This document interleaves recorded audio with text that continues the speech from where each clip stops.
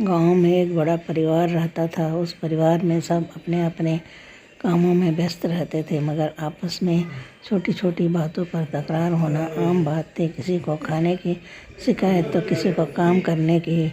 घर का माहौल अक्सर तनावपूर्ण रहता था। इस बीच उस घर में एक नई बहू आई। वह पढ़ी लिखी और समझदार लड़की थी।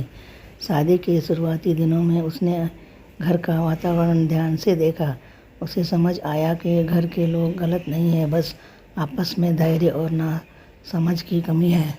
एक दिन सास ने नमक कम हो जाने पर गुस्सा किया तो बहू ने मुस्कुराते हुए कहा, अरे यह तो अच्छा हुआ, हम सबको आज कम नमक खाकर सेहत का ख्याल रखने का मौका मिल गया। सब लोग उसकी बात सुनकर हंस पड़े और माहौल हल्का हो गया।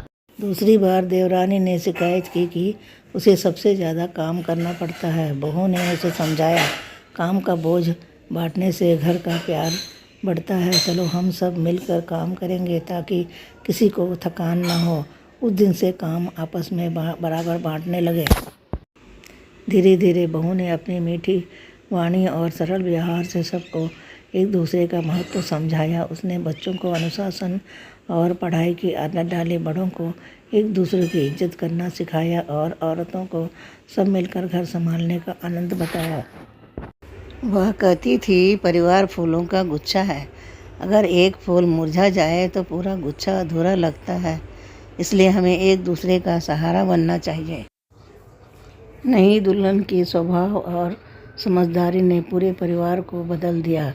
अब घर में लड़ाई झगड़े की जगह हंसी खुशी गूंजने लगी। सब काम मिलजुल कर करते और एक दूसरे की मदद करने को तैयार रहते थे। बीतने पर सबने मान लिया कि इस बहू ने केवल घर की लक्ष्मी बनकर प्रवेश नहीं किया, बल्कि सबको जीवन जीने की सच्ची सीख दी है।